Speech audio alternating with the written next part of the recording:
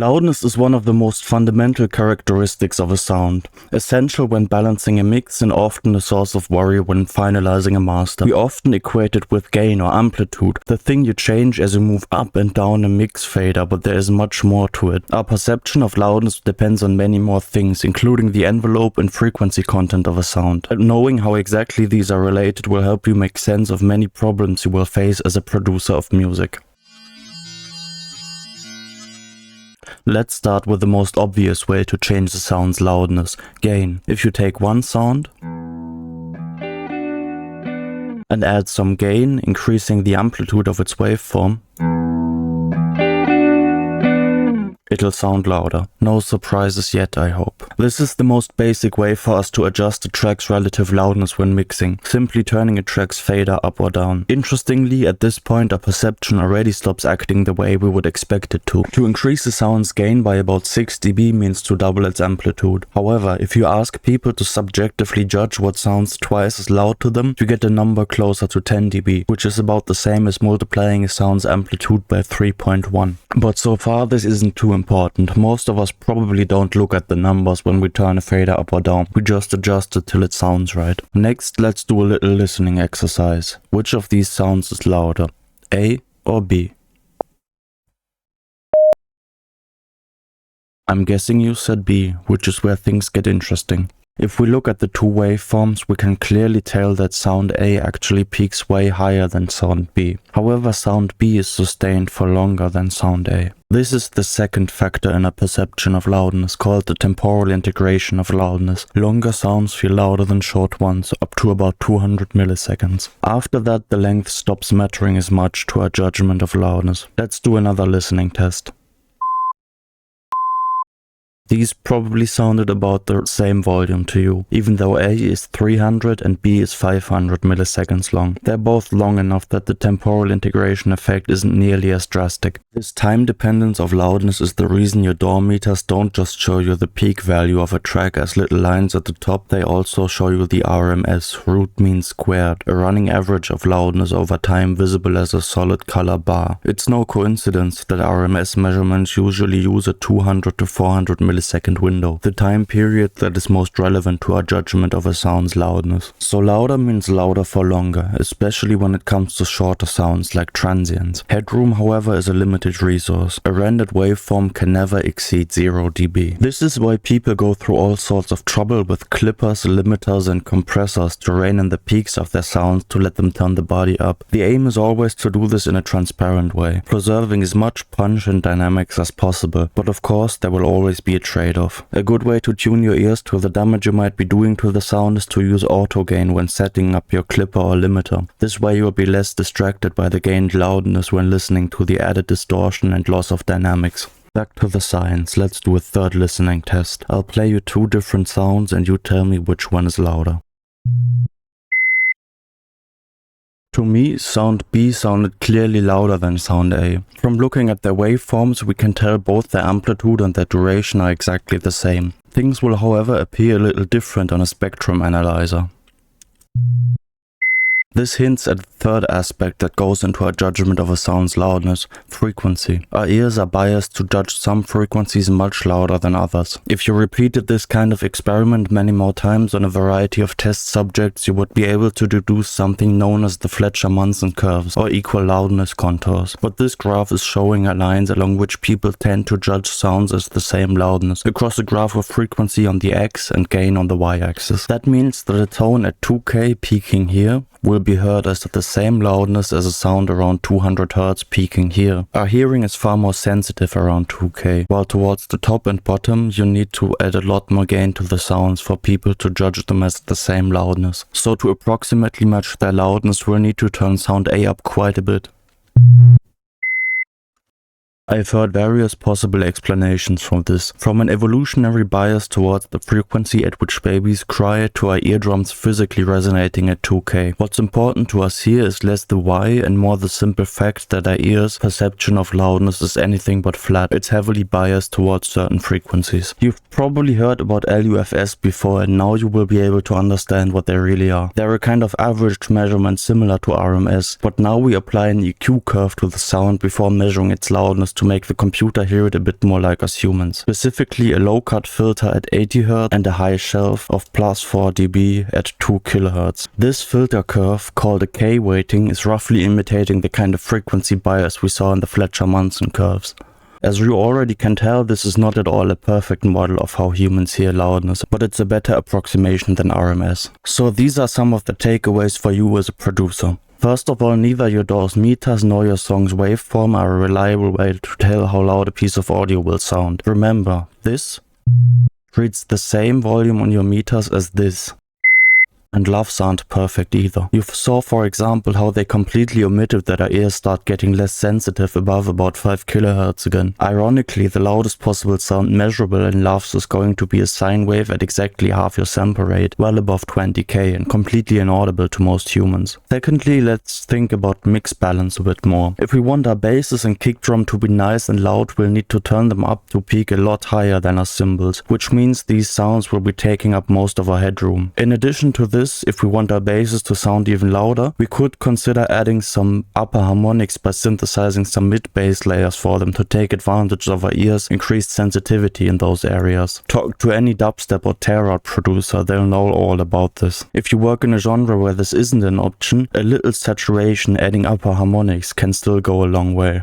On the opposite side of things, we can also consult these equal loudness contours to make an educated guess about frequencies that sound too loud, like unpleasant resonances. I see a lot of beginner producers assume harshness always comes from the high end, but that's only half true. As the Fletcher-Munson curves show, our ear sensitivity actually decreases again quite a bit above 5 to 6k. So if you're on the hunt for a resonance that's bothering you, you really want to start at around 2 or 3000 Hz and not in the very top end. And if you want to control a mix general sharpness, a broad dip in that area might get you much better result than a high shelf that will also remove a lot of nice and harmless sparkle in the very high end. And lastly, loudness is not everything. Yes, the more you clip and limit away your transients, the higher you will be able to push the perceived loudness of your drums.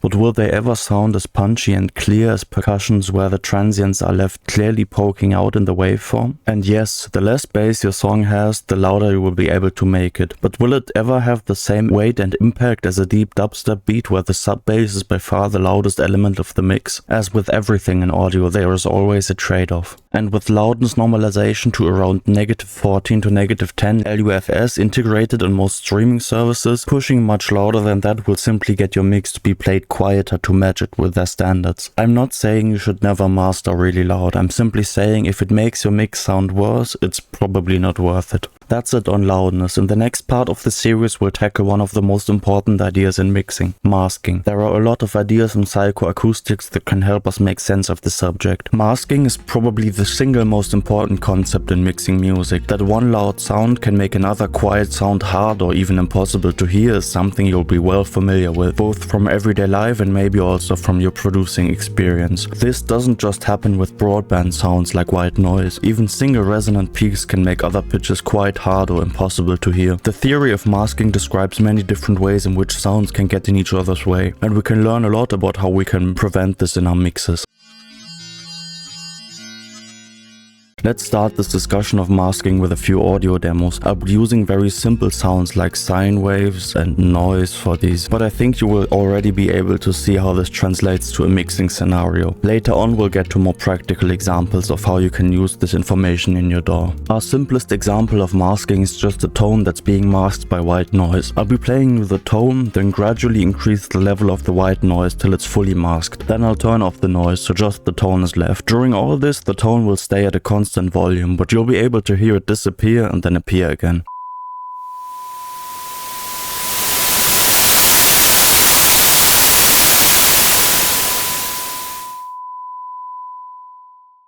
Most elements in a mix won't be full spectrum white noise, but they can still mask each other. In this next demo I'll filter the white noise down to a narrow band and then play a sine wave close to the band, then fade the noise in and out again. The sine wave will constantly remain at the same volume.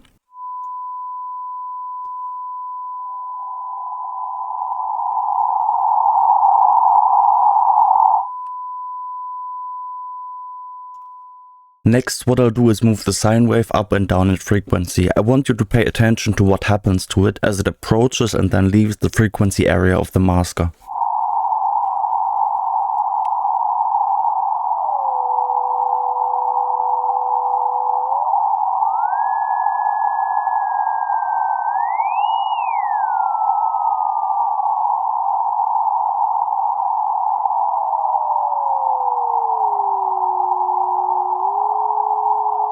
Thankfully for us music producers, this narrow band masker is only able to mask frequencies close to it. As listeners, we have the ability to focus on certain frequency areas and follow what happens in them, regardless of what's happening in other frequencies, so your cymbals are at no risk of masking your sub-bass. These frequency areas we are able to focus in on are called critical bands. If two sounds fall within a single critical band, they are at risk of masking each other. To get a sense for how wide these bands are, I've got another listening exercise. I'll be masking a single tone with pink noise, but use a notch filter to remove the noise from around that tone. Notice that once the noise is removed at a certain distance from the tone, it will no longer fall in the same critical band as the sine. As we make the notch narrower again, you will be able to hear the noise slowly falling into the critical band of a test tone, making it harder and harder to hear, until it becomes completely inaudible, even when it's still clearly separately visible on the spectrum analyzer.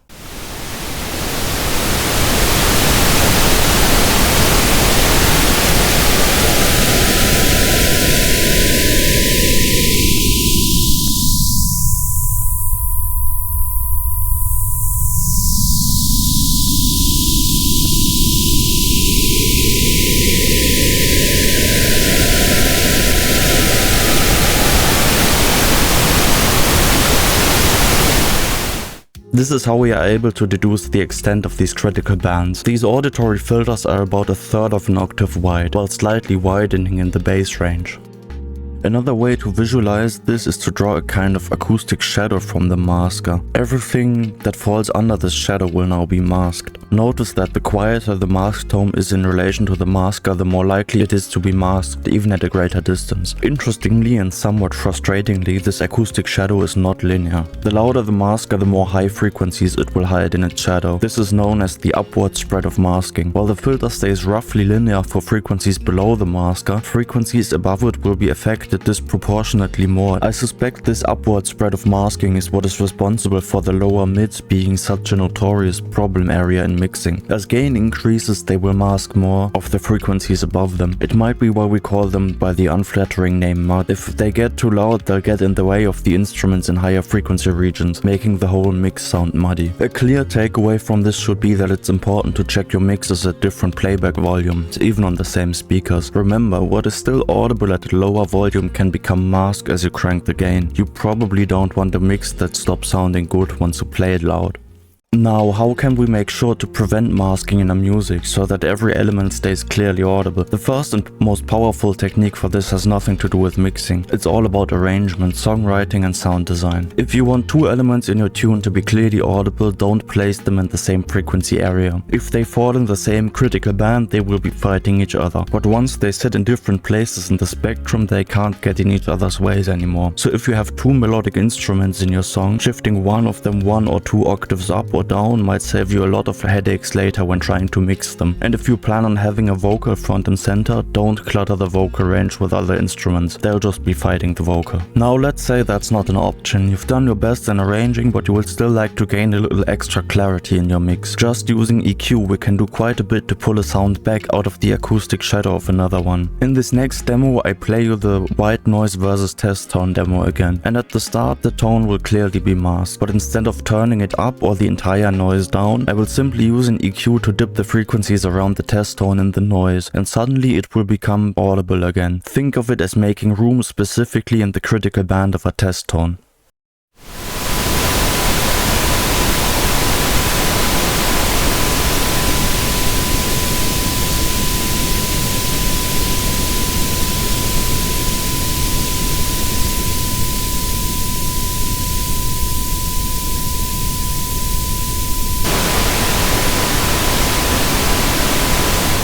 This same principle can be applied to mixing. If a background element is clashing with another one in the foreground, turn down the frequencies of said element that sit in the same range as the foreground element. Notice that this requires a deliberate choice which part is more important to hear in which frequency area. The background element being pushed out the way will end up in the masking shadow of the foreground element, and you need to be okay with that. This can go as far as permanently assigning a certain frequency range to 1 or 2 elements. A popular technique in some genres is to cut the low frequencies frequencies from every element except for the sub bass and kick drum to only have to deal with those two in that range. The subs of every other instrument are considered of lesser importance and simply discarded. This kind of drastic decision using high and low cut filters to completely remove certain ranges from a mix element may not be appropriate for every genre and song, but it is a good principle to be aware of, especially considering that critical bands widen in the bass range. This unmasking with EQ technique is the backbone of most mixes, but it does come with one problem. An element may not stay in one band. Instruments play different notes or don't play for a while, and we may not want to permanently push back everything else even when the foreground instrument isn't even playing in that area. To address this, a newer unmasking technique has emerged in recent years, using a sidechain dynamic EQ, multiband compressors or some kind of spectral filtering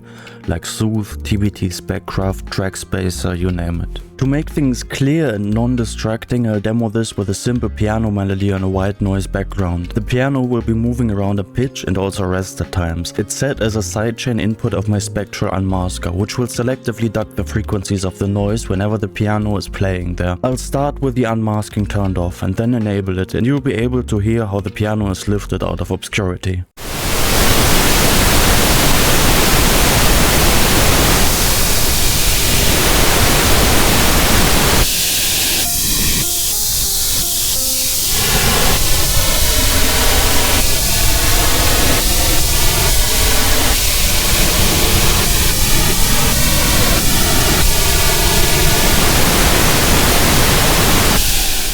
You may think that this sounds quite weird and unnatural on the noise, but this is largely because we're expected to fill the entire spectrum. With a more tonal element like this pad, it will sound a lot less weird.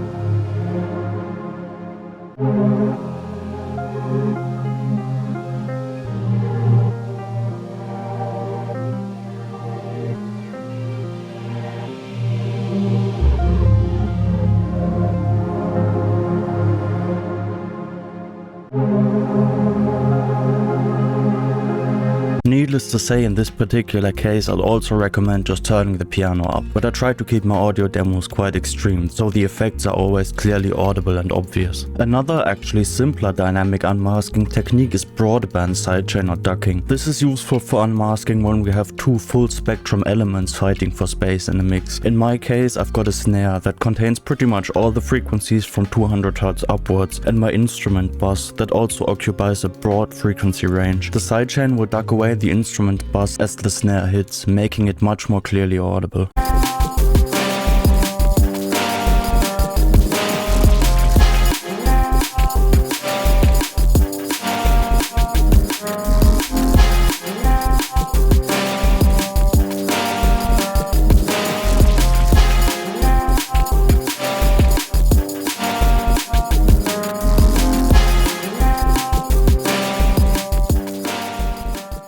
Like everything, masking can of course also be used as a creative effect. In my song Rats, Bads and Critters, I mixed the vocal deliberately quiet and quite a noisy beat because I wanted it to be difficult to hear and fade in and out of audibility. It's meant to be a quiet muttering in the distance and not at all a lead instrument.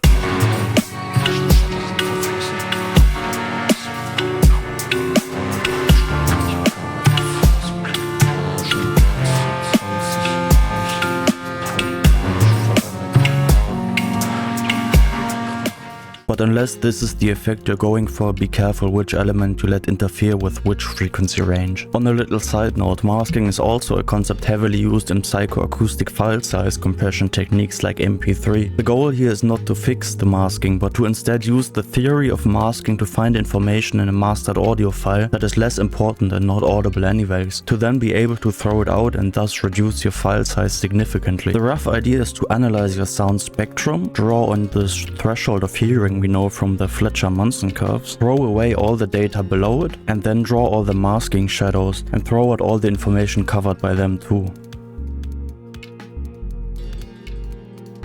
Using the plugin AP Unmask, we can actually listen to the stuff a psychoacoustic compression algorithm would consider masked and not worth preserving. Let's listen to what those sound like on my song Wandering. I'll play the normal audio first and then the stuff that's masked. I'll boost it a bit because it's relatively quiet.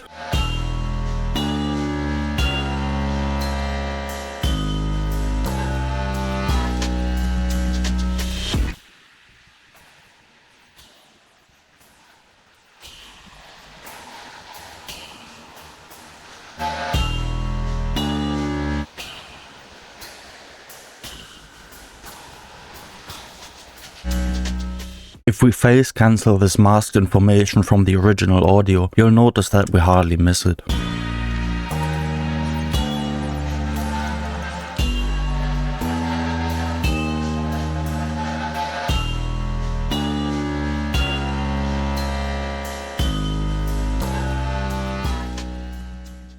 Now there is a whole other side to masking beside frequency masking, a kind of masking where the masker and the masked sound don't even have to happen at the same time. Temporal masking is the phenomenon of sounds casting an acoustic shadow throughout time, even after they stop. As an example, I will play a quiet sound that you should clearly be able to hear. Then I will play the same sound again, but preceded by a much louder sound, and even though the two do not overlap in time, the quiet sound will become masked.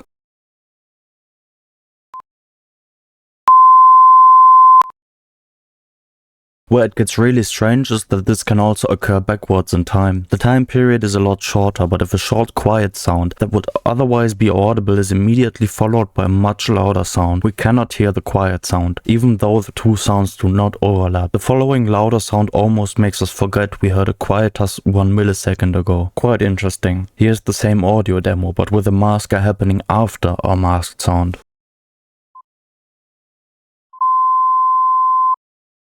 In mixing, this kind of masking is most likely to happen to percussion and transients. Longer sustained sounds will probably ring out for long enough to escape the acoustic shadow of the masker, even if the part immediately following the masker could get masked. This is one of the reasons you might want to use look-ahead in your sidechain compression. Let's return to our snare example. By adding a bit of look-ahead to the sidechain, we can further unmask the transient and make it sound a lot more snappy.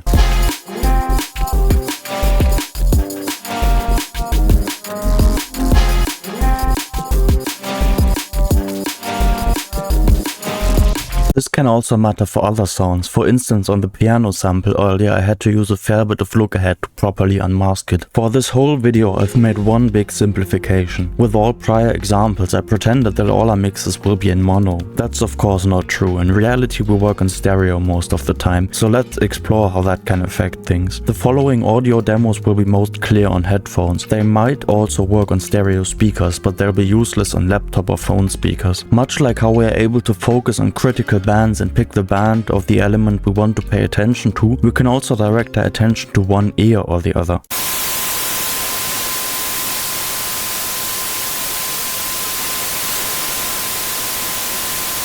This allows us to choose the ear with a better signal to noise ratio, not just for hard panned sounds, but also for slightly panned elements.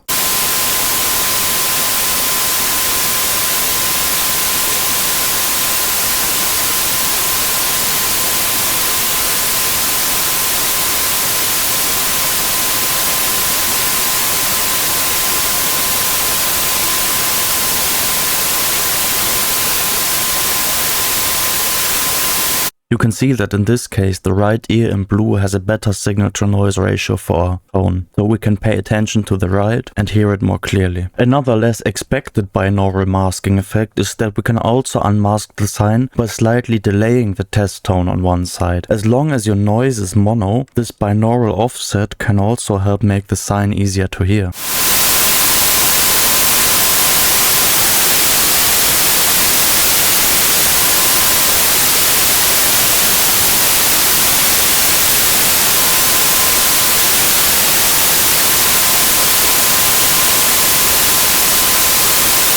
Unmasking by binaural phase shift sadly does not work nearly as well with stereo noise. Relying on these techniques to create clarity in your mix is not without danger, since they are of varying effectivity on different playback systems. As mentioned, they will have the greatest effect on headphones, less of an effect on stereo speakers, and for mono playback systems like some phones or laptops, they will be useless. How much you want to make use of them ultimately depends on which audience you prefer to cater to. They're certainly a useful toolkit to further enhance your mixes after you've cleaned up your frequency spectrum. That's it for now. On the next part of the series I want to further explore the stereo space we've just briefly visited. Episode 3 will be all about our spatial perception, the ways in which we can tell where a sound is coming from and how we can use this to create width, depth and immersion. Sounds in everyday life can come from anywhere in three-dimensional space, and usually we're able to pretty accurately tell where they're originating. As producers, all we get is 2 stereo channels, 2 speakers or headphones, but keep in mind that humans also only have 2 ears.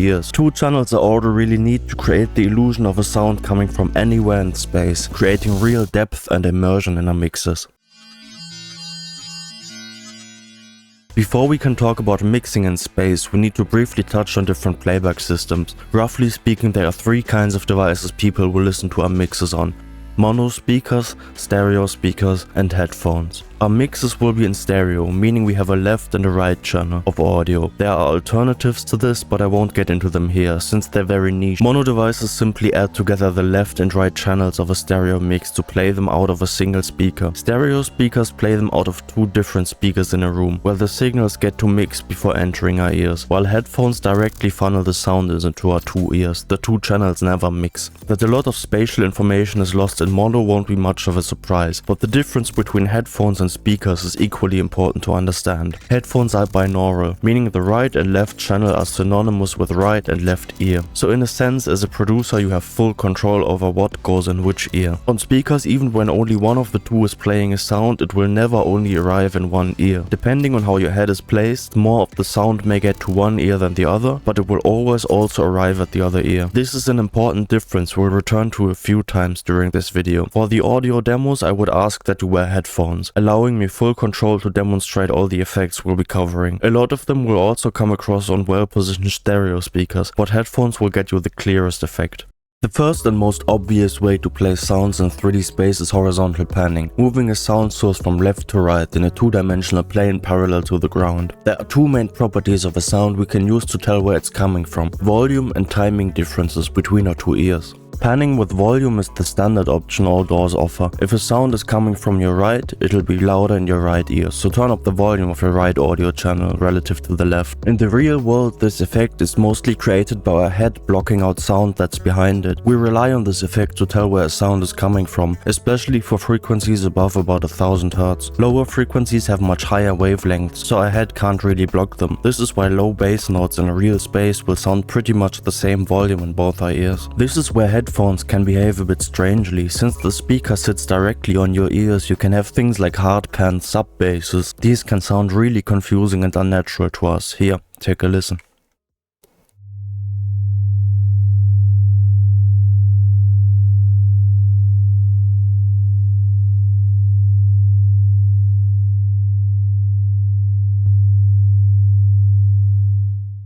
On speakers they sound pretty normal, since we get a lot of crossfeed between our ears. This graph shows you the volume differences we experience between our ears for different frequencies and pannings, and it's a good guide to keep in mind when mixing for headphones. You can pan high frequency elements a lot more aggressively than your low end without it sounding wrong to you, leading to the often recommended upside down triangle structure or stereo width.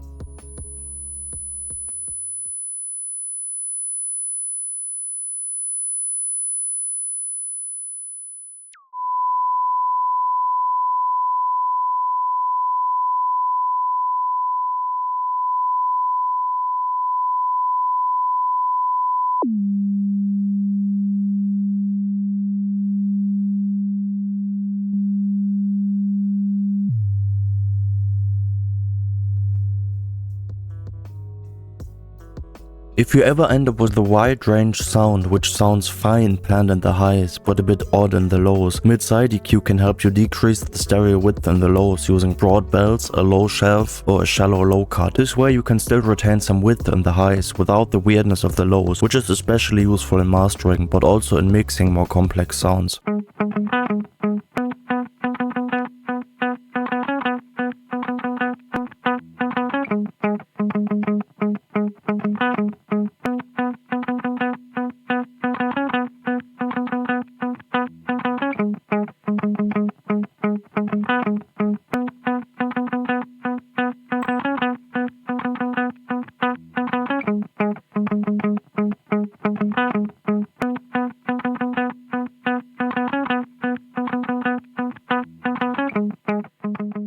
Keep in mind that when mid-side EQing, the choice between linear phase and minimal phase can significantly affect the clarity of your stereo image.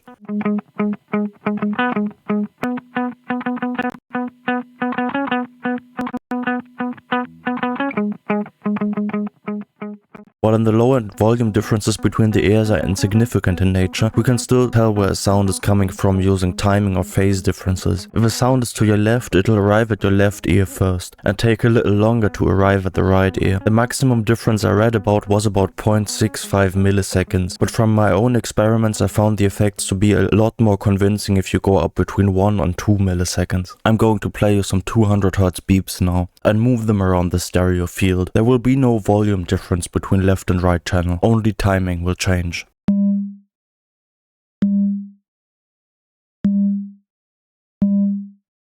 This second aspect of panning is a lot less popular with audio engineers, and maybe for good reason. First of all, it only works well on headphones, and mixing comes from a tradition of working on speakers. That being said, realistically a large proportion of your audience, especially those that care about sound quality, will be listening on headphones, so maybe don't discard it entirely. There are unfortunately some other potential problems with it though. Remember that only with headphones we get full control which sounds arrives in which ear of a listener. On mono speakers, however, left and right channel are simply added together, and timing differences between the two channels can cause comb filtering. I'm going to play you some pink noise that's been delayed slightly on the left ear, making it sound like it's coming from the right, and then I'm going to sum it to mono. As I change the delay time, we'll get some very strong filtering effects.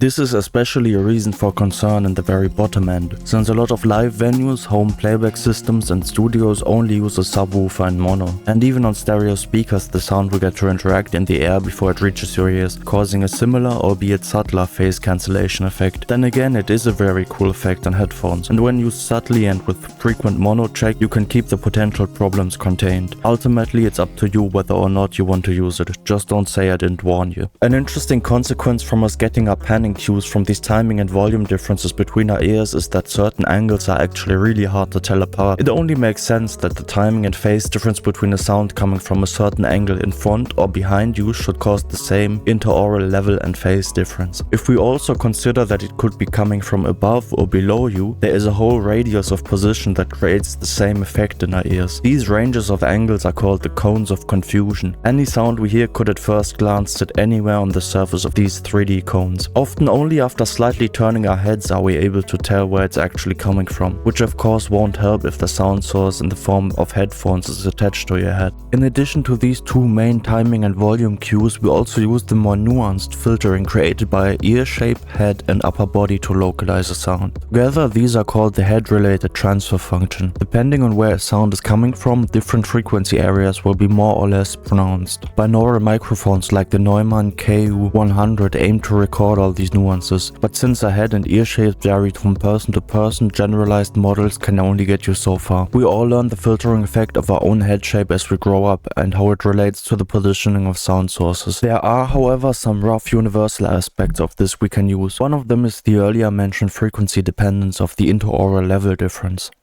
Because both our ears are at the same height, our perception of vertical position is much less precise, but we can still usually tell using the filtering imposed by our asymmetrical outer ear. The frequency area around 8 kHz is usually more pronounced for sound sources higher than our head, while the highs are broadly attenuated for sounds below us. Let's try this with a little audio demo. I'll play you some pink noise and then a guitar while moving around a peak at 8K and a high shelf, and you let me know how convincing the up and down panning effect is for you.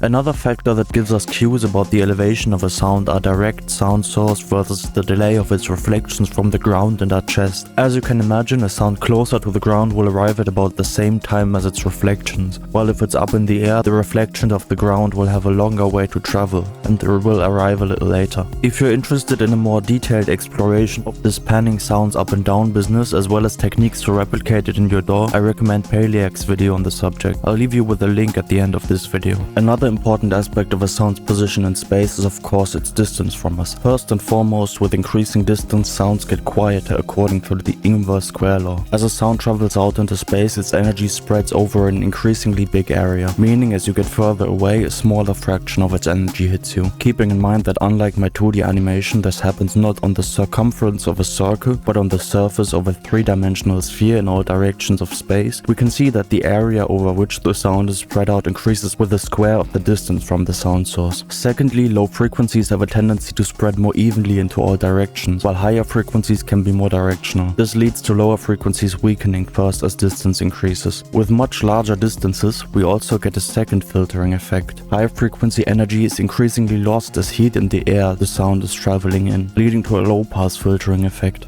And then there is also a delay. The further a sound source is away from us, the longer it takes the sound to travel towards us, meaning it will arrive slightly later. The speed of sound is so slow that big marching bands sometimes need to play slightly out of time because they hear a delayed version of their bandmates drumming. In an arrangement, the delay a sound the further away has isn't always relevant. As long as its distance from us doesn't change, we don't notice much. But when a sound travels away or towards us, there is another audible aspect to its distance, the Doppler effect. As a sound source travels towards us, the sound waves it is emitting will get squished together, leading to a decrease in wavelength and an increase in pitch. Likewise, as it travels away from us, the sound waves it emits are pulled apart and the pitch goes down. This is closely related to the warbliness in pitch a delay can cause when you change its time. That's just another case of the Doppler effect. Using all this, we can create our first version of a distance simulation. Mapped to our distance macro, we have the overall volume going down, the lows being slightly attenuated and the highs being lost for greater distances. We also increase the delay time as distance increases, leading to the characteristic Doppler shift. So let's give it a listen.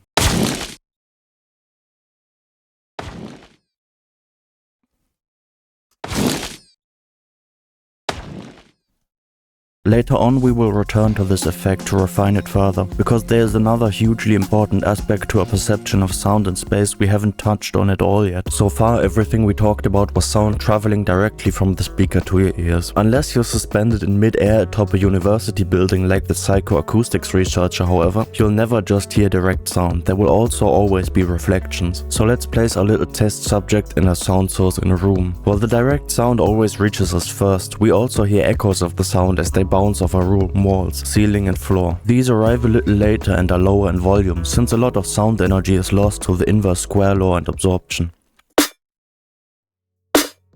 And while the first few reflections can still be fairly clear, as the sound bounces around more and more in the room, these reflections blur together into what we hear as a reverb tail. The relationship between this reverb tail and the direct sound can tell us a lot about the positioning of the sound and the kind of environment we're in. First, let's return to our investigation of distance perception. This is the final aspect we were still missing. The further away a sound from us, the louder its reflections are relative to the direct sound. As you can imagine, when the sound is close to us, it has a very short distance to travel to our ears, while the reflections first need to travel towards the reflective surface and then back to us, leading to a much lower volume and later reflections. If a sound source is further away from us, the relative difference between the reflected and direct sound's distance decreases, leading to relatively louder and less delayed reflections. The two parameters to look for on a reverb here are the dry-wet knob or send fader to control the loudness relationship, as well as the pre-delay to control the timing. Increased dry-wet and a lower pre-delay suggest the sound further away from us. Adding this to the volume, delay and filtering effects we discussed earlier, we can create quite a convincing distance simulation. And the reverb tail doesn't just tell us information about our sound source, it also carries the signature of the space we are in. First of all, some general traits of natural reverbs. Taking many measurements of different spaces, people have discovered two fundamental properties of natural reverb tails. Firstly, the volume decays exponentially, as the sound is spread over more and more reflections. Secondly, the highs decay faster than the lows. They are absorbed more quickly and lost as heat energy. Experiments have shown that simulated reverb tails that don't obey these properties make it much harder for us to distinguish between sounds and understand what is and isn't reverb or direct sound. Beyond the general, the spacing of the reflections also tells us the size of the room we are in. The larger the room, the further the first reflections will be spaced apart, as they have longer distances to travel to the room walls. In algorithmic reverb plugins, which usually have separate sections for the earlier and later reflections, we often get a size control in the early reflections part. This simply controls the spacing of the first few delay tabs.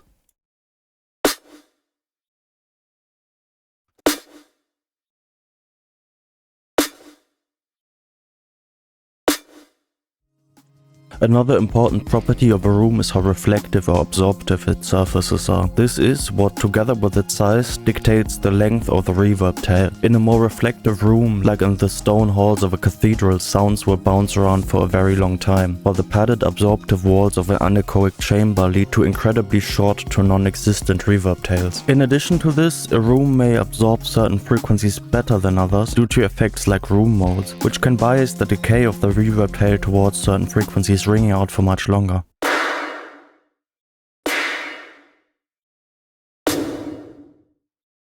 So let's do a recap. To place a sound in space, we can control the volume difference between our two ears, keeping in mind that they will be much higher for the high frequencies than for the lows. We can create a subtle timing offset between the left and right speaker, helping us hear panning in the low end, keeping in mind that this may cause issues with monocompatibility. We can pan a sound above or below our head, using a peaking filter around 8 kHz as well as reflections from the floor and ceiling. We can simulate the sound's distance by controlling its volume, high and low frequency loss, the relationship between direct and reflected sound, as well as the Doppler effect for sounds moving towards or away from us.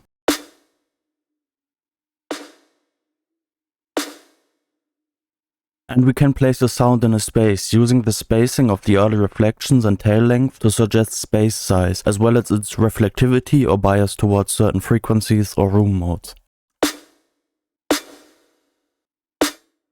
That was a lot, and probably the most physics and acoustics heavy episode in this series. Take your time to digest it all, try to apply everything yourself in your DAW and see which effects you can use in your mixes to create more of a sense of space and depth. In the next episode we will investigate what makes sounds like they belong with each other, and how we can tell different instruments apart in a single mix. This will help us understand the much talked about mix glue and separation, and give us control over which elements of a mix will sound like they belong with each other. Hey, let me play you some sounds.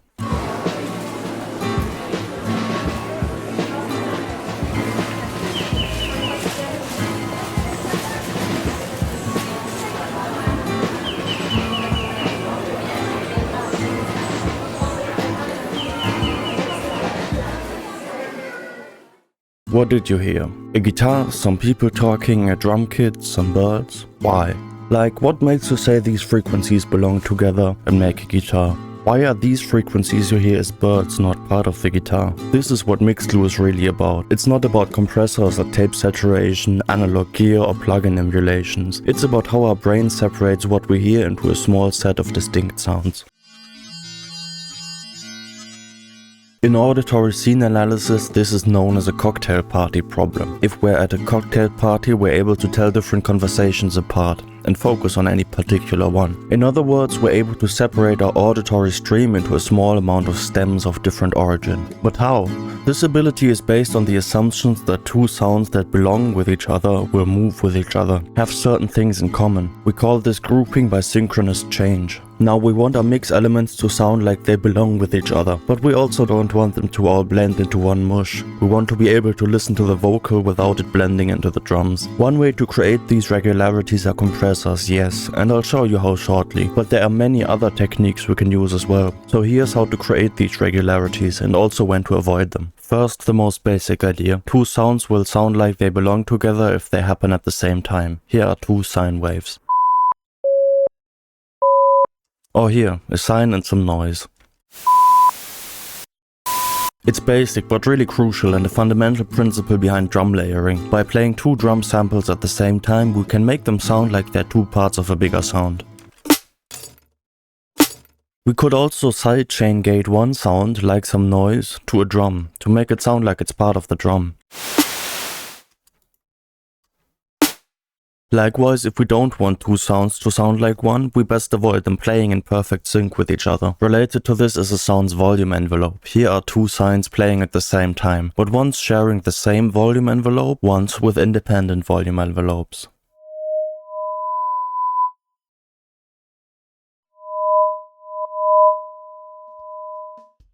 This is really what glue compression is about. By having a compressor on a group, we get the same volume envelope applied to multiple sounds at once, making them sound like they belong with each other.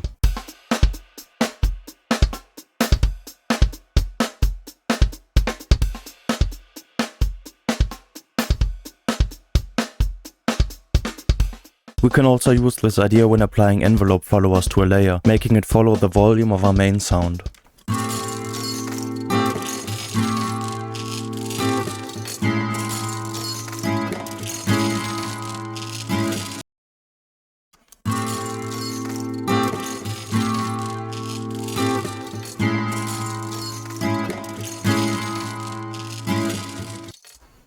Why not do this in multiband, I hear you ask? Well, that's what a vocoder is, a multiband envelope follower.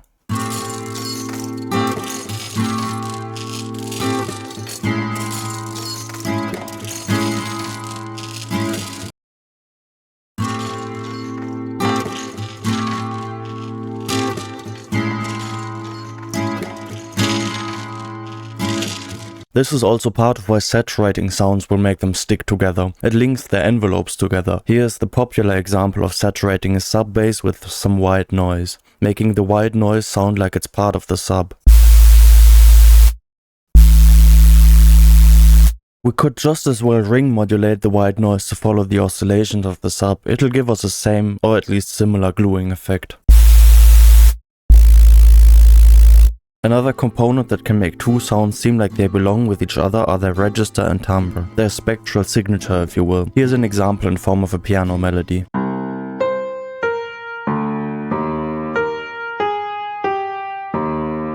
You probably heard it not as one, but as two melodies put together. Each of them have a consistent range when taken apart. The top melody that descends by step and the bottom melody that ascends by step. It just makes more sense for us to hear this as two separate pieces rather than one melody with a lot of jumps. In another example, if we have two different elements playing one melodic line, we will hear each of their parts as separate melodies as opposed to as one whole.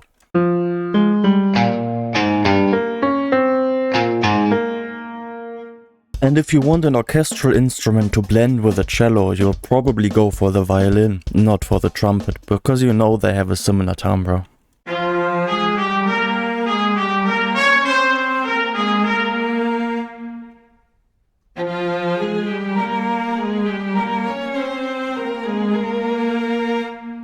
You can use this knowledge to glue some completely different hi-hats together that have little in common. By adding filtering or a convolution with a hi-hat sample on the bus, this gives the different sounds a common spectral signature, making us hear them as two parts of the same sound.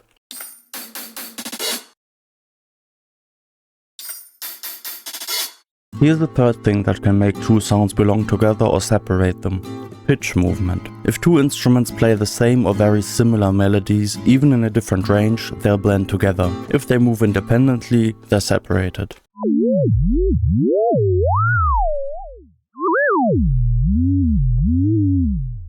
In the kind of music I make, these are often basses. In most of my songs I have bass, or several, and a sub-bass to give me a greater control of the sub. As long as I have them play the same sequence, they'll still sound like one sound, not like two separate basses.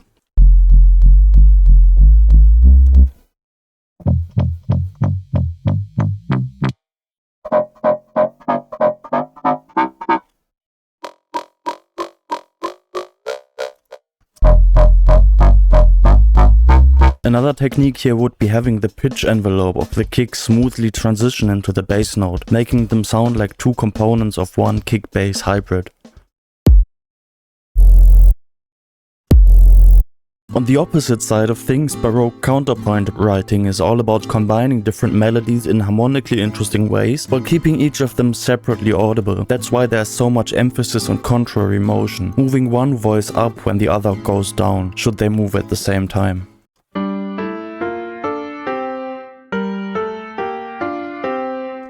So in this case, the glue between two melodies is actually something we want to avoid at all costs, because otherwise they'll mesh together too much. Related to, but not quite the same as pitch movement, are the harmonic relationships between sounds. If two melodies are closely related harmonically by being octaves or fifths apart, which mirror the second and third harmonics of the harmonic series, they're likely to blend together and sound like one sound.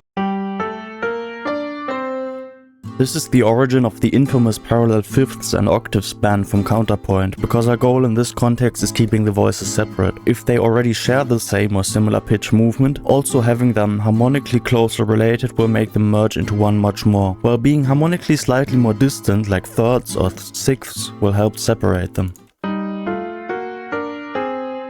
Of course, this really depends on context. In some songs you may just as well specifically seek out this blending of two elements, in which case parallel fifths or octaves are your number one choice. An effect we talked about earlier in the context of volume movement also has a second side to it. Saturation adds harmonics. And it does something really interesting when you saturate two separate sounds together. It finds a way to make them harmonic. Here's a 200 Hz sine with and without saturation.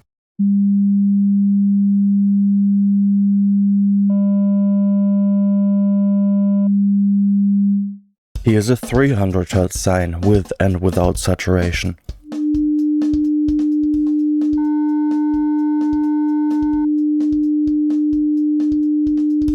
Now here are both of them together, with and without saturation.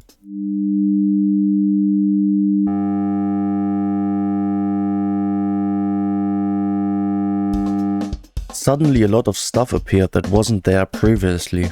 We get all these additional overtones, and most curiously a singular undertone. This is what saturation does if you let different sounds intermodulate. It doesn't just create their individual overtones, but also overtones of their imaginary shared fundamental, in our case 100 Hz. What used to be two separate sines are now two overtones of the same sound. This is due to the two sines already having a shared period of 100 Hz. As you can see if you look at the two sines added together in blue next to just the 100 Hz sine wave in orange.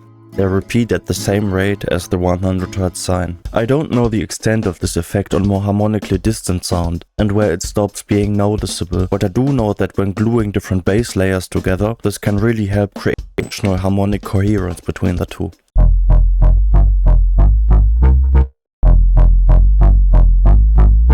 It's the same kind of effect you use when playing power chords, which are just fifths, into a distortion. They become one big sound with a lower fundamental. In fact, the 200 and 300 Hz sine waves I just played you are nothing but a perfect fifth, a justly tuned power chord.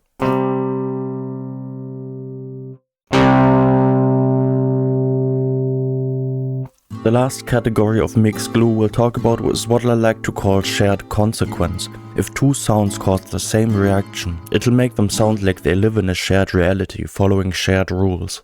The most popular example of this is reverb. Sending multiple sounds to the same reverb makes them sound like they happened in the same room.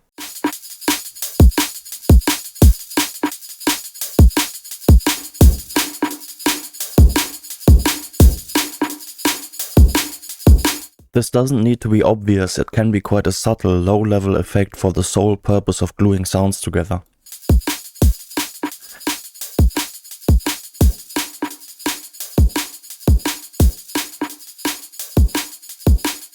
Another way to do this is with delay. If you send two elements to one delay, they'll share the same consequence of the same regular pattern of echoes.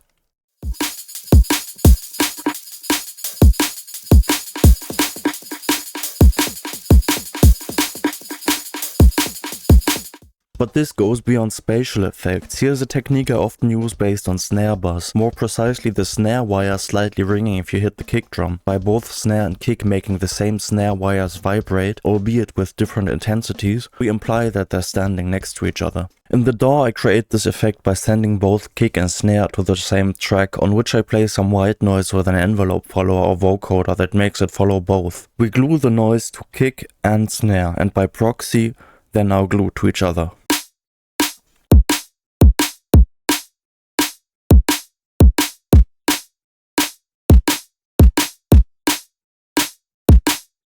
Other effects that can be used for shared consequence are layering two sounds with the same kind of sample, either manually or using something like Replacer or Devious Machines texture.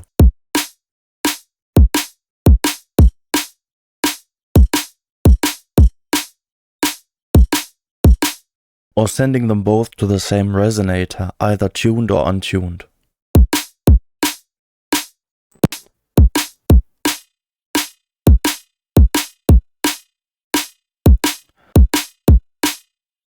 So that's my take on glue, a long list of techniques we can use to affect a perceptual grouping. In practice we'll often combine these depending on the context. You may want your listeners to hear your whole mix as one massive sound. You also may want them to hear the drums and basses as one sound, the vocal as a second one, and the melodic instruments as a third.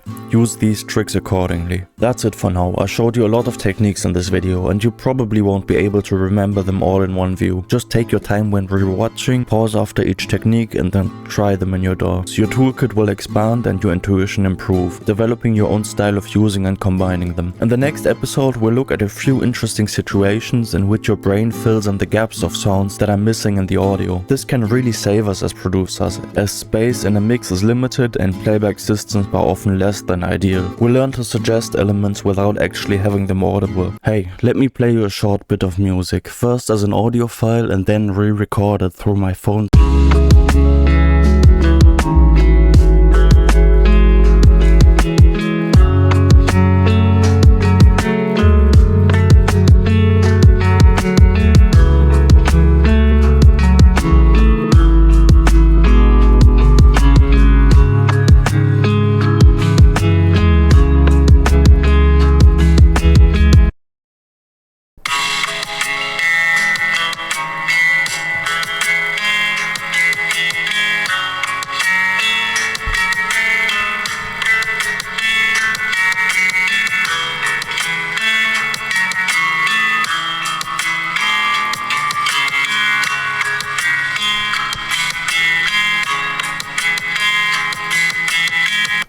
Not great, is it? The phone speaker adds quite a few problems. We lose a lot of low end, we lose a lot of detail, we lose a lot of stereo image, and it also adds distortion. If we want to find a way to do some damage control, we really need to understand how to work around these problems in our mixes, so we can get our audience to at least get the sense from the phone mix that it's a good song, worth listening to on proper speakers or headphones, and not just a tinny distorted mess.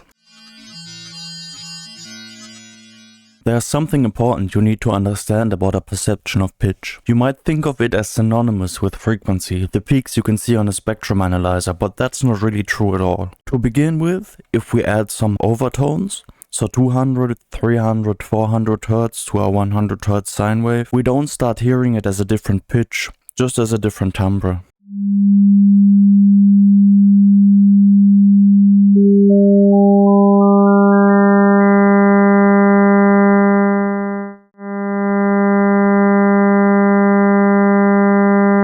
Now interestingly, if we add enough harmonics, we don't even need our fundamental frequency anymore. We can literally filter it out completely but still hear the sound as the same pitch.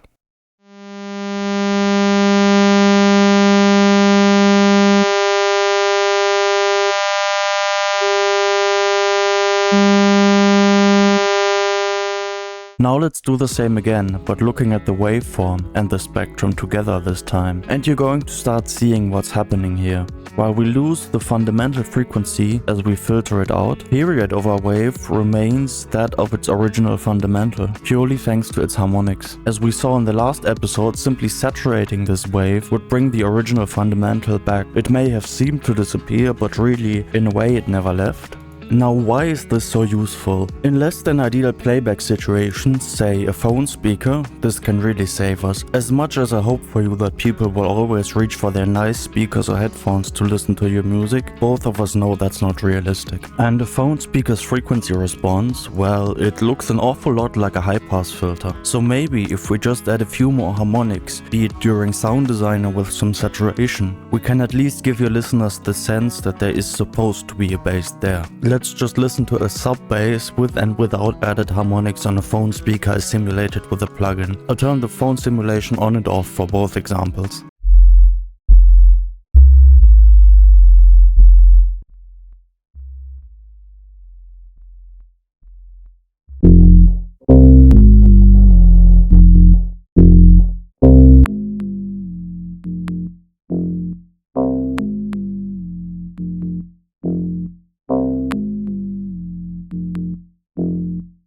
Another neat trick comes from adding some high-passed white noise to your sub and ring modulating it with a sub's waveform. This gives the noise a repeating pattern at your sub's frequency that's almost more rhythmic than harmonic, and it can really help suggest the presence of a big sub bass even in the very top end of your song.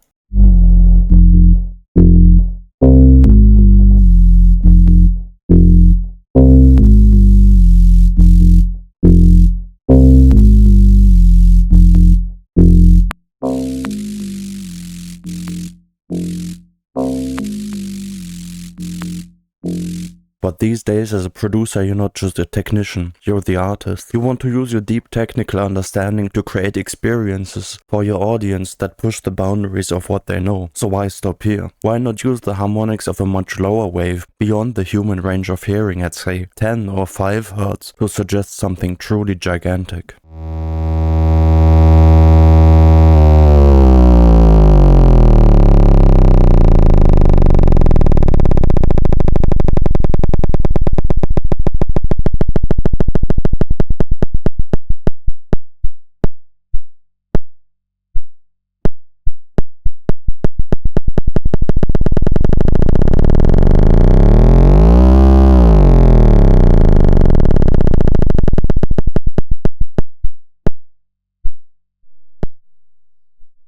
Another neat effect of having a few more harmonics to your sound brings us back to what we discussed in episode 2 of this series. In a busy mix there is going to be some masking, and having the pitch of your sound be suggested by more than one frequency range can really help not get lost behind other elements.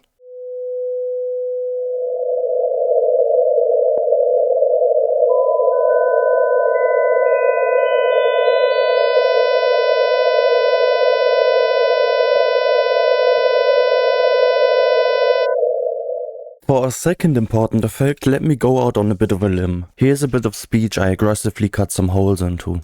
Unfortunately, I didn't have anything funny to say here.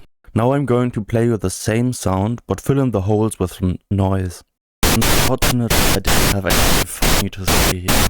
Did you notice how it became a lot less weird sounding and also a lot easier to understand? Even though I didn't add any information to it, this is known as phonemic restoration. What I tried to show with my questionable demo here is that if you give your brain reason to assume a sound is masked instead of just cut out, it will perform better at reconstructing the missing bits. Now here's my personal takeaway from this diversion. It's alright to cut holes in a sound, as long as you fill them up with something else. Sidechain in it?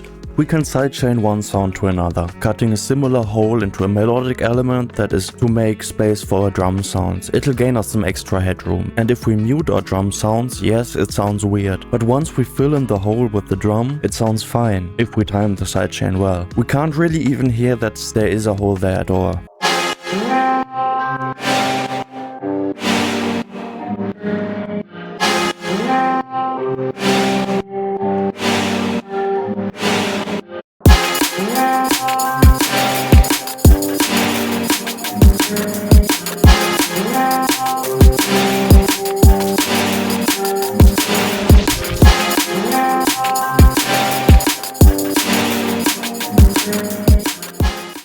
A lot of dance and bass music producers will be very with this effect. A little caveat I'd like to add is that in my experiences, this only works if the element plugging the hole exists in the same frequency range as the hole being cut away. A common place I have encountered this is when sidechaining my sub basses to my snare drums. While this gives us a nice headroom advantage, it can sound quite awkward, since the snare doesn't offer much bass itself to plug the hole it creates.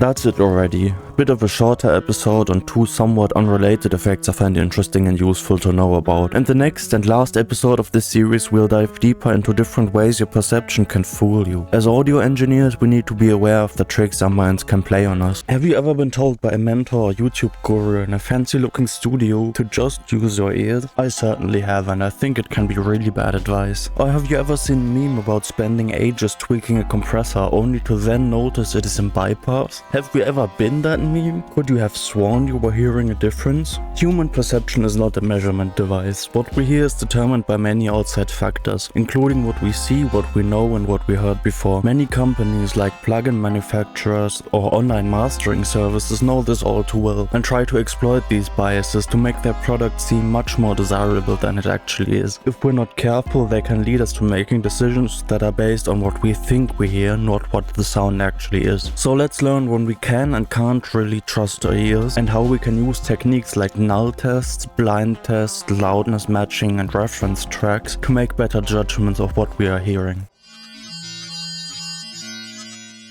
Let me start this episode with a bold claim. It is categorically impossible for us humans to tell apart what we see and what we hear. Let me repeat, we are fundamentally unable to tell if we just heard something or if we saw it. Let me try to prove this to you. Let's talk about the McGurk effect. I'm going to play you two clips of someone saying a simple syllable. Just note what you hear. Ba, ba, ba. Ba, ba, ba. Ba, ba, ba. Ba, ba, ba. I'm gonna guess in the first clip you heard her say ba. In the second clip the same person is saying fa. Well, wrong. Both clips had the exact same audio.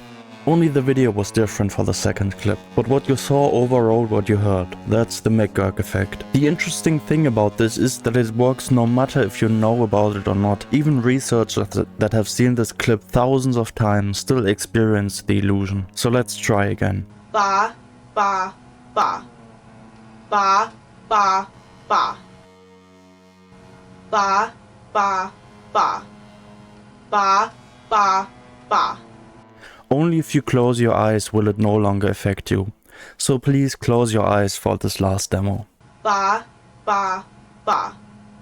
Ba, ba, ba. Ba, ba, ba. Ba, ba, ba. Let's do another example. There's been this viral phenomenon on TikTok and YouTube Shorts of an ambiguous audio clip and multiple written out interpretations of what is being chanted. You will hear the audio as whichever piece of text you are currently focusing on. That is embarrassing! That is embarrassing! That is embarrassing! That is embarrassing! That is embarrassing! That is embarrassing! That is embarrassing! That is embarrassing! Once again, what you saw determined what you heard. So now tell me, when you're comparing two EQ plugins, one with a slightly unfortunate digital interface and one made to look all analog and shiny, how can you tell which one sounds better? Could it be that they both sound exactly the same, but just looking at the analog UI makes your brain conjure up words like warm, transparent and musical? Might this explain why people think that the visual of Pro Tools meters changes the sound? A cynic might even say plugin companies would never put this much effort into making your EQs look all vintage and aged if it wasn't going to bias your perception. And remember that you can fall for these effects even when you know they're happening to you.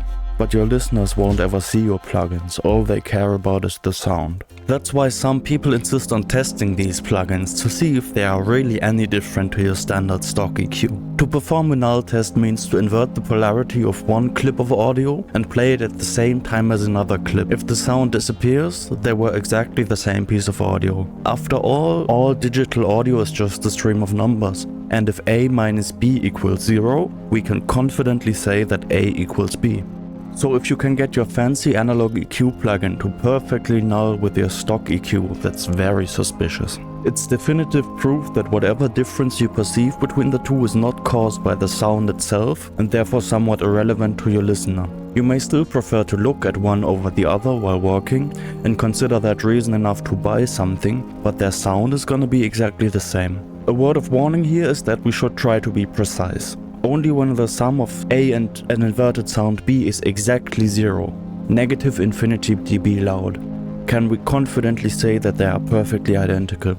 If the difference is tiny but not 0, we may still conclude that it is inaudible, but we need to be more careful here.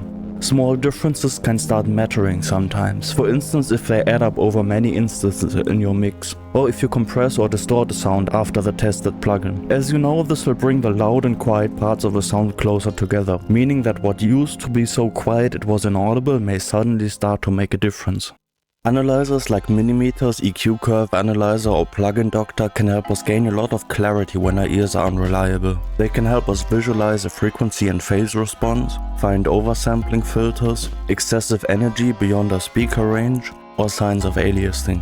They can help us troubleshoot by narrowing down the origin of something we're hearing without being sure what's causing it. But they can just as well become a case of visuals leading us away from what we hear, making us see problem where we would hear none, and making poor value judgments based on how something looks instead of how it sounds. Here's an example. I saw a YouTube video by an accomplished producer recently in which he argued that you should always use linear phase EQs, because an EQ's phase shift can make a nice and neat saw wave look like this, even though it's outside of its frequency response. Which is a problem? Why? I could play with the two without showing you which is which and you wouldn't hear any difference. Now some people may say it peaks higher, but phase shift is just as likely to increase as it is to decrease the sound's peak value on anything but a rare few specifically designed and phase-aligned waveforms like the saw wave. I could just as easily create an example where the exact opposite happens. The EQ's phase shift bringing a weird looking sound to look all neat and nice. So in a real mix it could really go either way. Yet the oscilloscope in this specific example does look weird. We don't like how it looks. But who cares? Your listeners certainly won't. Be careful what you read into what you see and have a think if it really is a problem. Another good example of this are the spectrum analyzers on EQs. Nowadays almost every EQ has the same UI, a frequency response curve overlaid over a spectrum analyzer showing us before and after. This can easily misguide us into the mindset that an EQ's function is to fix imbalances as we see them on the spectrum analyzer. It isn't though. In music we use an EQ to improve what we hear. That may well mean making the spectrum of a sound look even weirder than before. There's no way of telling apart visually whether what you're seeing is an annoying resonance or just a flute that's vital to the arrangement. The two look exactly the same, more or less like sine waves.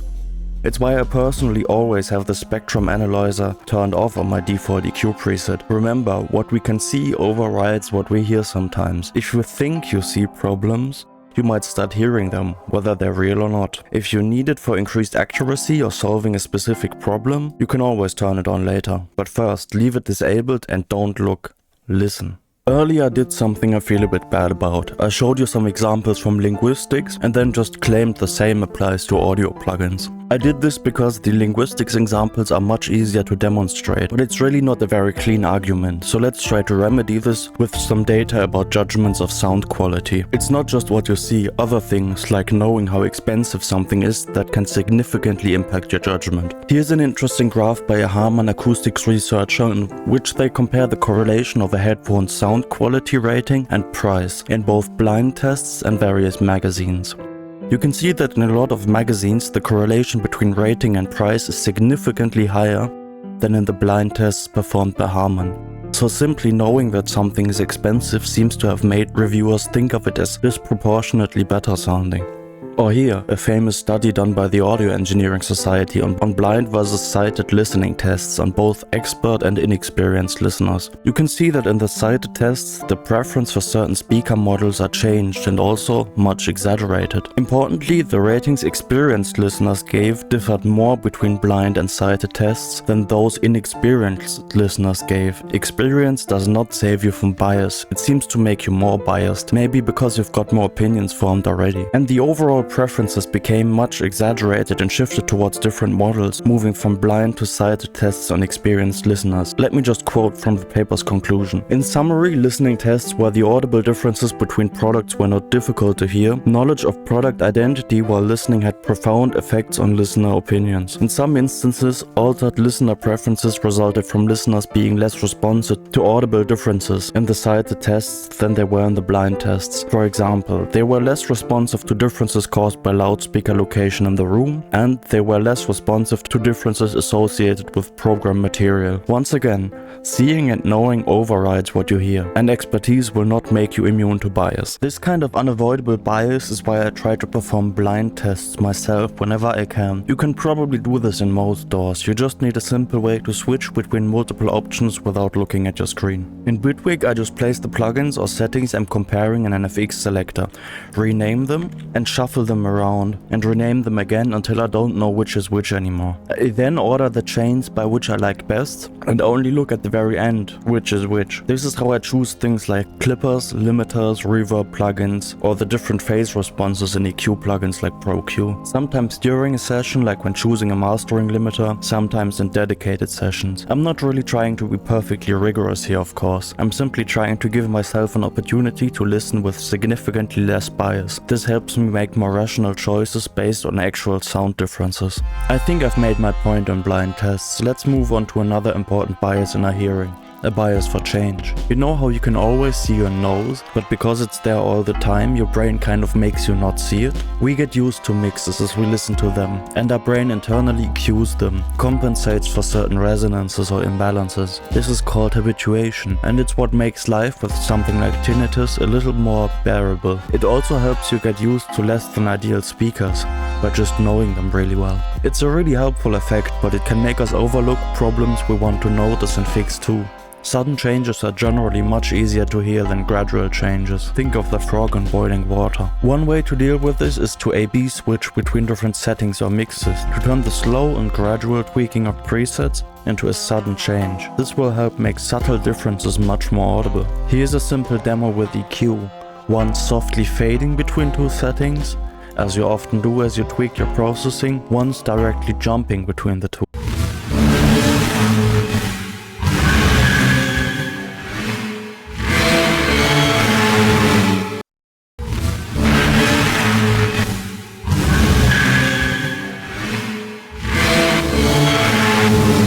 So after you set an EQ band the next time, turn it on and off. Turn it into a sudden difference. Decide if you actually prefer it with or without the effect. This will train your ears and help you discern much more easily whether the change you just made is desirable or not. Because we can so easily lose orientation when it comes to frequency balance, it can be very helpful to have a reference for us to compare to and to use as a way to recalibrate our ears. The way I personally use reference tracks is less as a mix to imitate and more as a reference point I know well on many systems to allow me to compare my mix to after I've gotten too used to it. This is also why I usually use multiple quite different songs to create a broader frame of reference to orient myself in. Pink noise mixing uses a similar rationale, using the 3 dB per octave slope of pink noise as an objective point of reference to balance your mix against. Either will help you create a consistent context in which you mix to counter your ear's fluctuating sense of frequency balance. Ear fatigue may at first seem similar to habituation, but I think it's worth thinking of them as two separate phenomena. Hearing fatigue is a wearing out of your ears after prolonged exposure to loud sounds. Your ears become less sensitive, in extreme cases permanently. We all lose our hearing over the course of our lives. Exposure to loud sounds or moderate sounds for long accelerate this process. Reference track won't save you here. There is only one thing that will work: silence. Limit your exposure to high volume by not mixing loud for too long. Wear hearing protection when going to concerts. Take lots of breaks in which you don't listen to any sound, especially when working on mixing or mastering. The closer I get to mastering, the shorter I try to make my production sessions. Breaks won't only protect your hearing, they'll help you come back with a fresh perspective better than any reference track could. There is one last bias we need to talk about. Excitement bias. Which of these two mixes sounds better to you? A or B?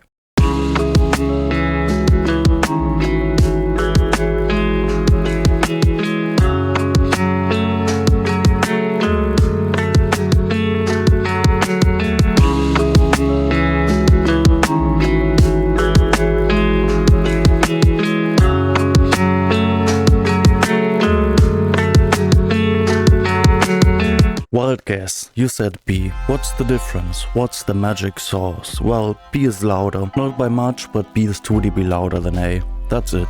I just made sure you can't see it on the scope. We all know that louder music just sounds better. Maybe because our ears have a more neutral frequency response at higher volumes. Maybe louder sounds just sound closer. I don't know. Engineers put a lot of effort into making their mixes louder within the constraint of a wave file, to exploit their own and the audience's excitement bias for louder mixes. But at the same time, how can we avoid falling for it ourselves? If there is a difference in loudness between two sounds, it can become very hard to hear other differences between them, and we will almost always prefer the louder sound. AI mastering sites know this all too well. They'll often play you back the mastered version of your song louder than the unmastered version, which will make it sound much better by default. It makes you completely unable to objectively judge the differences between the two versions, because you're distracted by the increasing gain. A lot of artifacts become impossible to notice. Some plugins that advertise themselves with their box tone do this too. They'll simply add a half dB of gain to make it seem like the plugin magically makes the sound better, but it's not some analog magic sauce. You don't need a fancy plugin for that, you just need a fader. Watch out for A/B demos that aren't loudness matched, especially when the person setting up the demo has a reason to make you want to prefer one or the other version. Yes, making a song loud is part of mastering, but to judge if they achieve this cleanly or with lots of distortion, what you need is a loudness matched comparison. If the site doesn't offer one, or at least let you change the volumes of the tracks yourself, run. It's not how loud you make it, it's how you make it loud that makes a good master. This is why when creating A/B tests for yourself, you want to match their loudness. I like to think of two different methods for doing this: peak matching and perceptual matching. Peak matching is basically normalizing the sounds so they both peak at the same level. The main purpose of this would simply be to make sure that both sounds clip at the same point, while making a conscious choice to still allow yourself to be biased towards differences in loudness caused by the density or frequency response, which you may consider part of the sound. Bitwig's Automat uses peak matching as far as I can tell.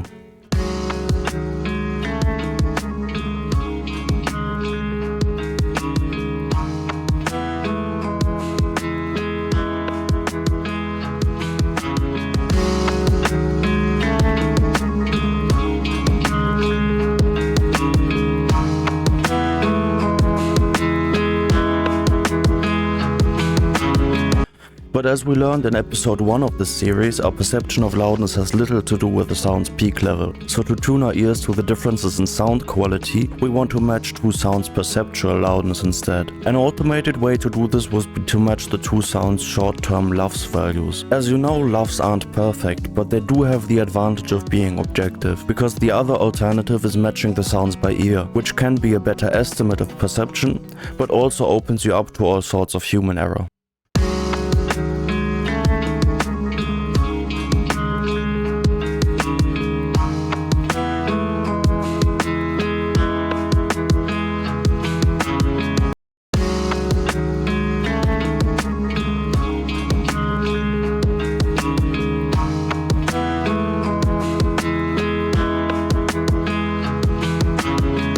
A simple technique that can help you a lot when setting limiters or clippers is just linking input and output gain. This way you will be less distracted by the difference in loudness the effect causes and more focused on how it changes your sound quality. It's not perfect, but it's a lot better than unlinked gain in my experience. After setting your limiter with linked gain, simply unlink the gain to bring the output up to peak at 0 or -1 dB. I hope it's become obvious by now that using your ears is very much not a bad thing and always the goal. You just need to understand your perception and the situations in which it can mislead you. Just use your ears, given as advice, can sometimes simply disregard all these biases and nuances, discourage closer analysis, sometimes naively, sometimes with deceptive intent. So let us summarize. What can we do to be able to just use our ears? First of all, close our eyes and let go of our knowledge. Make sure none of our preconceived notions can cloud our judgment in our blind test. Make sure you don't know which is which when comparing two sounds. And don't tell your friends either when you ask them for feedback. And don't think because you're a trained engineer you are above these biases. If anything, you should be extra careful whenever you know a lot about a subject. Secondly, try to go for sudden changes and listen with well-rested ears, calibrated by listening to music you know well.